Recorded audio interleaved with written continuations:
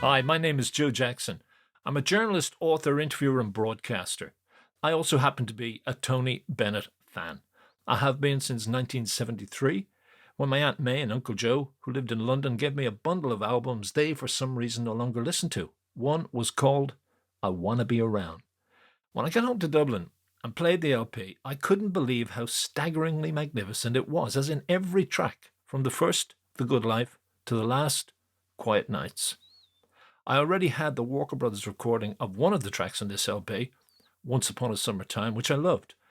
But everything about Bennett's version was better, from the singing to the arrangement by Marty Manning. Soon afterwards, I began to track down as many Bennett LPs as were still in print. And more recently, I bought the CD box set of his entire set of albums up to a particular point. I also was lucky enough to meet and interview Tony Bennett no less than 4 times. Better still, I was blessed because during the first interview we did, Tony told me he was enjoying the conversation so much that I should join him over dinner in a Dublin restaurant called Cook's, where we could continue our chat. Even more amazingly, the man was happy to answer even questions about the involvement of the mafia at the start of his career, even though this part of the conversation seemed to almost give a heart attack to the representative from CBS Records who was sitting at our table. In time, I'll base more podcasts on all of my interviews with Tony Bennett, and I probably will put them in an ebook. But this week, the first week of February 2021, the reason I'm returning to a tape of an interview we made for a radio show is because I was deeply saddened by the news that Tony Bennett has Alzheimer's disease.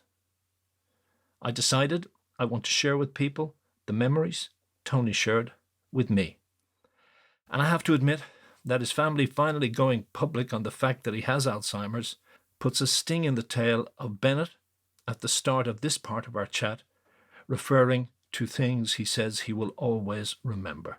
By the way, if you want to read the articles I wrote out of my conversations with Tony Bennett, check out joejacksoninterviewer.com. I'll just say, I'm talking with Tony Bennett here in a Dublin hotel.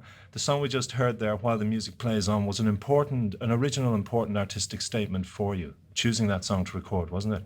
It was because it was really biographical to me, autobiographical, because it's actually how I lived. I mean, I was a singing waiter in Astoria, Long Island, and I really remember, had total recall on this one situation.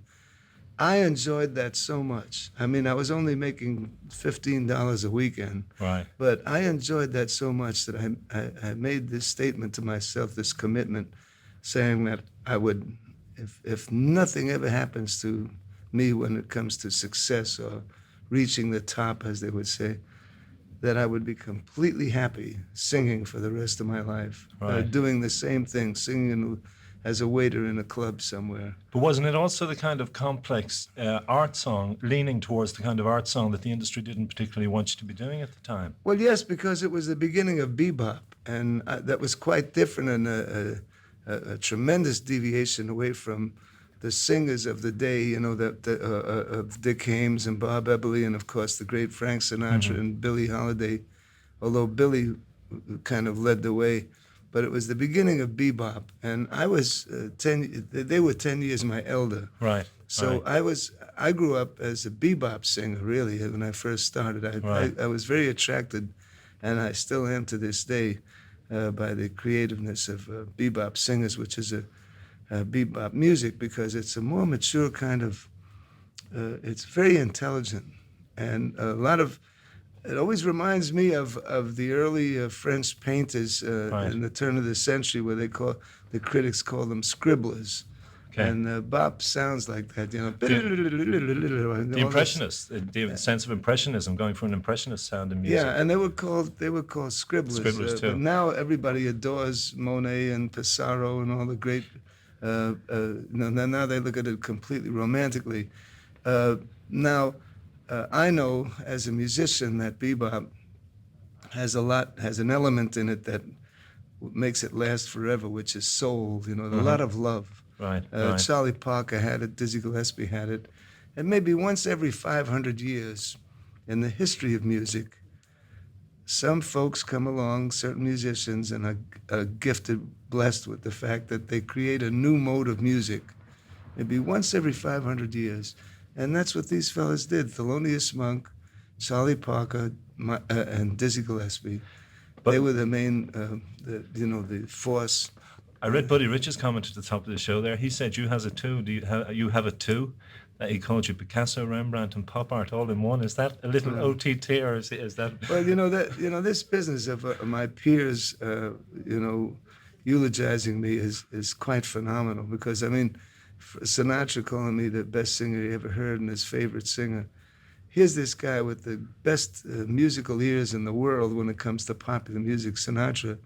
And for him, from my humble beginnings, to call me his very favorite, when everybody in the entertainment world would hope something like that would happen to them, it would take me a lifetime to digest that compliment. And then it created a tornado mentally for me, because I had to live up to these accolades from Judy Garland and from Bing Crosby and Buddy Rich. So it was a double-edged sword. It was a double-edged sword, but it worked out for the best, because it created something that I didn't have before, and that was discipline. All right. I had to live up to this accolade night after night, and finally I said, hey, I better just show up. Why did you not have discipline before that?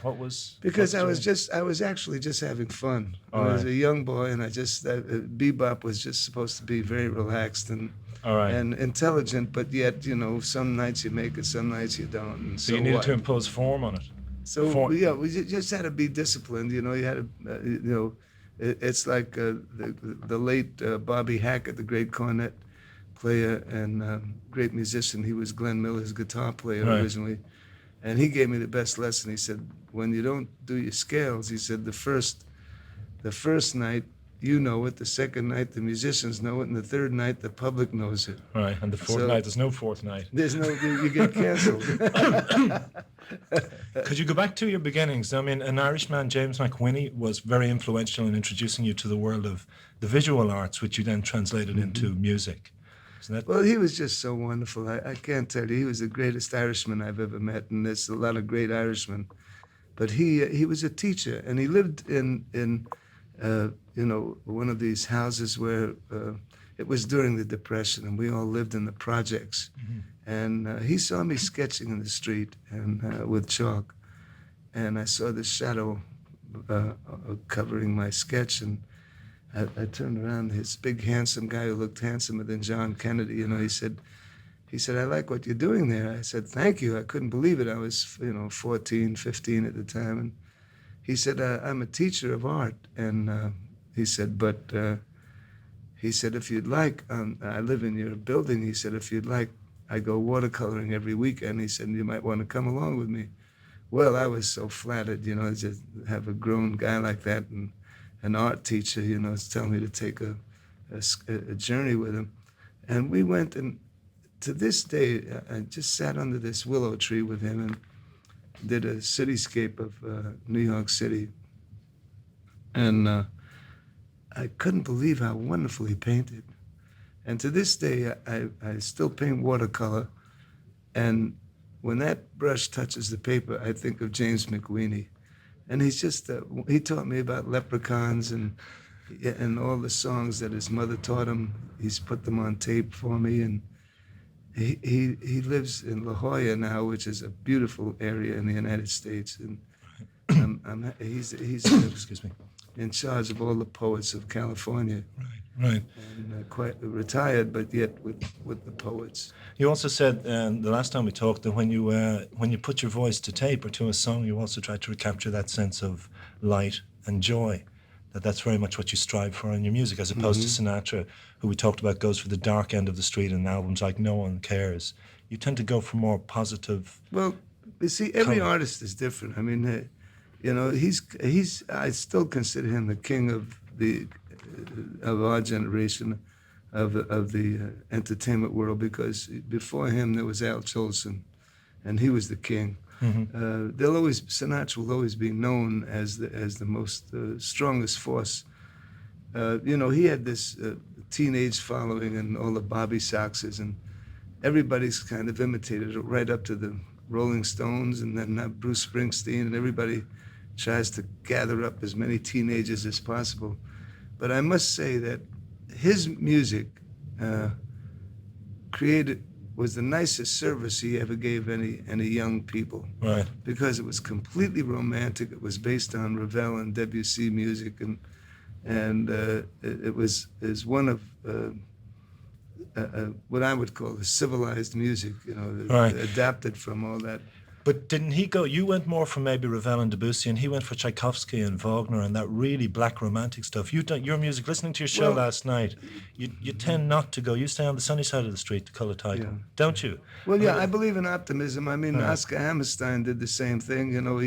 Whereas Larry Hart, the composer, was brilliant, and no one wrote better lyrics than Larry Hart. But he was educated and cynical, and it was clever and humorous. It was wonderful. I mean, you can't get better rhymes, right, and more talent come.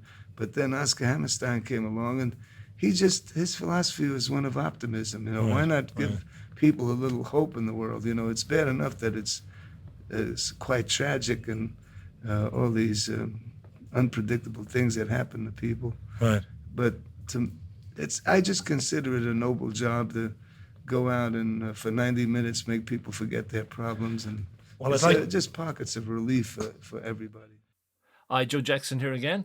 I thank you for listening to this edition of the Joe Jackson Interviews podcast. And as I said earlier, if you want to read any of the Tony Bennett articles I wrote, check out my website, joejacksoninterviewer.com.